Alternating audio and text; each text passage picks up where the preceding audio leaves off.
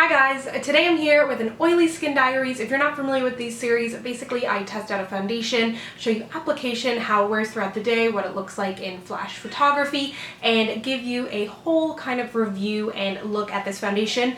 As you may have guessed, I have extremely oily skin. So basically at the end of every oily skin diaries, I am oily, but it's just a matter of like, how oily am I? So today we're going to be talking about the EX1 Invisiwear foundation, and I actually have the matching concealer, so I thought I would put this to the test too. This is their Delete Anti-Blemish Dark Circle Concealer. So let's go ahead and get into it. I picked these both up on lookfantastic.com. They actually have deals all the time. This one retails for $23. This one is 17 Canadian. So if you're in the States, it's actually going to be a little bit cheaper. They always have coupon codes for like 10 and 20% off, free shipping internationally, which is absolutely insane. So if you're going to try this, I highly recommend getting it from that website. I will link to it all down below. This foundation comes in 5 different shades, which you know how I feel about shade ranges, like 10 should be the minimum.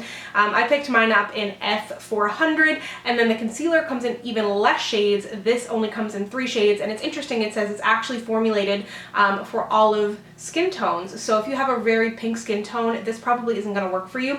I'm going to go ahead and get into the demo now. This foundation says it's going to give you a flawless complexion that is lightweight and luminous, which kind of scares me.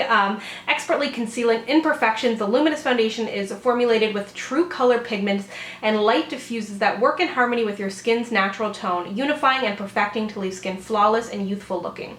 Lightweight and ultra blendable, expect a smooth and radiant complexion. It is oil-free, fragrance-free, non-comedogenic, clinically and dermatologically tested. It also comes with a full fluid ounce of product. So this is about 2 pumps of foundation. This side I did with a beauty blender. This side is the brush.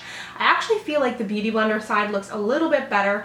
It blends out really nicely. I feel like it is pretty buildable. It's also a little bit dark for my skin right now, but if I just kind of blend it down my neck, I think that I can make it work because the shade just below looked far too light.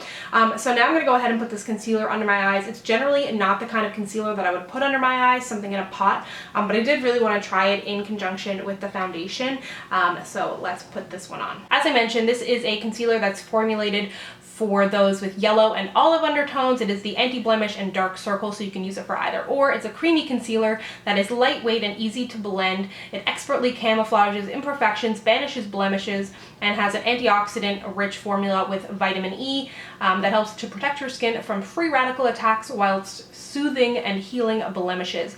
Dark circles are also diminished and unruly spots are concealed. Skin looks naturally flawless and perfected, oil-free, fragrance-free. So they claim that it actually does good things for your skin along with actually conceal. So the concealer actually isn't as dark as I thought it was going to be. I have used both of these products a few times, but I've never actually made note of what they look like on my skin. So I'm going to go ahead and finish the rest of my makeup and take some photos, and then I'll be right back. Okay, so I am back. I have all of my makeup on now. I definitely feel like my pores are a little bit enlarged looking, but I think that might be due to the concealer. I really don't think I like this concealer under my eyes. It's already starting to look like my fine lines are coming through. I think that that kind of thick concealer is really better suited to blemishes, so I'll have to try it out that way. But overall, I love the way that this foundation looks. In flash photography, it looks amazing. I think that this has to be one of the best flash photo tests I have ever done. I don't look super light in my face. There's no flashback. I don't look overly shiny, just a nice glow. And then of course it also looks great in natural light. So I'm going to wear this for the next few hours and show you how it goes. It is currently at 12:24 and I will check back shortly. So I've now had this foundation on for about 7 hours. I forgot to check in earlier today. It's been kind of like a weird, sort of busy, sort of really lazy day. I actually did just wake up from like a 45-minute nap. And you can see it still looks pretty good on my face.